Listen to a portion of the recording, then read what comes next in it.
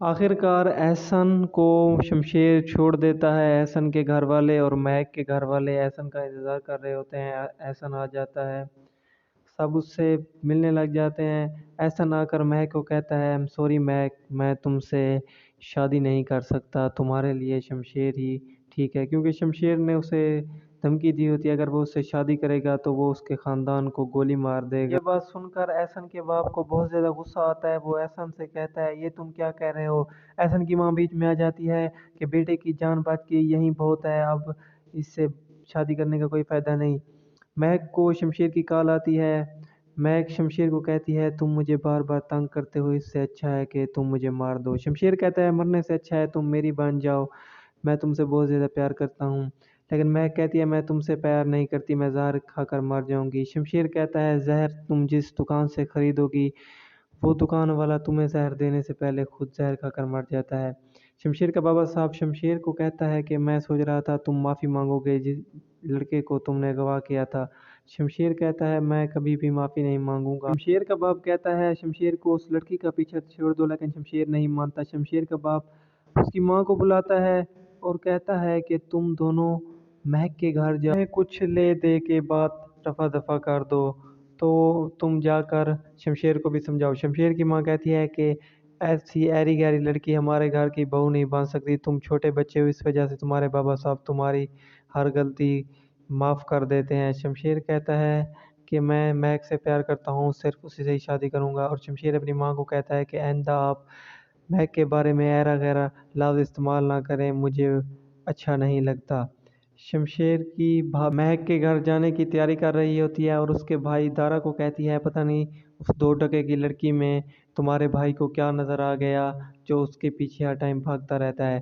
مہک کی ماں اسے سمجھا رہی ہوتی ہے کہ اب جو ہو گیا اسے چھوڑو، اب اپنی زندگی کو سٹارٹ کرو، یونیورسٹی جاؤ، تمہارے بابا بھی بہت پریشان ہے۔ مہک کی بہن اسے آ کر بتاتی ہے کہ شمشیر کی فیملی آئی ہوئی ہے، تو مہک کی ماں کہتی ہے وہ کیا کرنے آئی ہوئی ہے، تو اس کی بہن کہتی ہے ہمیں پتہ نہیں۔ شمشیر کی بھابھی مہک کی کہ آپ نے ہمارے لڑکے کو پھنسایا ہوا ہے۔ شمشیر کی ماں مہک کی ماں کو چیک دیتی ہے تو وہ کہتی ہے یہ کیا ہے؟ شمشیر کی بھابھی کہتی ہے کہ آپ نے پہلے کبھی نہیں دیکھا ہوگا، یہ چیک ہے، اس میں جتنا بھی آپ کی اوقات ہے بھر لیں لیکن شمشیر کی جان چھوڑ دیں۔ تو مہک کی ماں کہتی ہے کہ آپ کو بات کرنے کی تمیز نہیں ہے۔ شمشیر کی ماں بھی سب کو برا بھلا کہتی ہے۔ مہک کو غصہ آتا ہے، وہ پانی سے بھرا ہوا گلاس شمشیر کی بھابھی پر ڈال دیتی ہے۔ جیسے ہی وہ پانی ڈالتی ہے تو انہیں بہت زیادہ غصہ آتا ہے۔ مہک انہیں کہتی ہے کہ دفع ہو جائے یہاں سے اور آئندہ کبھی بھی ہمارے گھر مت آنا۔ مہک کہتی ہے اگر آپ 5 منٹ پہ یہاں سے نہ گئی تو دھکے مار کے میں آپ کو یہاں سے نکالوں گی۔ شمشیر کی بھابھی کہتی ہے مہک کو کہ میں تمہیں دیکھ لوں گی۔ مہک چک اٹھاتی ہے اور اٹھا کر پھاڑ دیتی ہے اور پھاڑ کر پیروں کے نیچے تلے دے دیتی ہے۔ مہک کے باپ کہتا ہے مہک بیٹا یہ تم نے کیا کیا؟ مہک کہتی ہے میں نے ٹھیک کیا، وہ آپ لوگوں کی بے عزتی کر رہے تھے اس وجہ۔ شمشیر کی ماں اور بھابھی کی جو بے عزتی ہوتی ہے انہیں بہت زیادہ غصہ آتا ہے اور کہتی ہیں کہ ہم انہیں پولیس کے حوالے کر دیں گے۔ وہ جا کر اپنے بابا صاحب کو بتاتی ہیں کہ انہوں نے ہماری بہت زیادہ بے عزتی کی، میرے اوپر پانی کا گلاس ڈالا اور ہمیں دھکے دے کر گھر سے باہر نکال دیا۔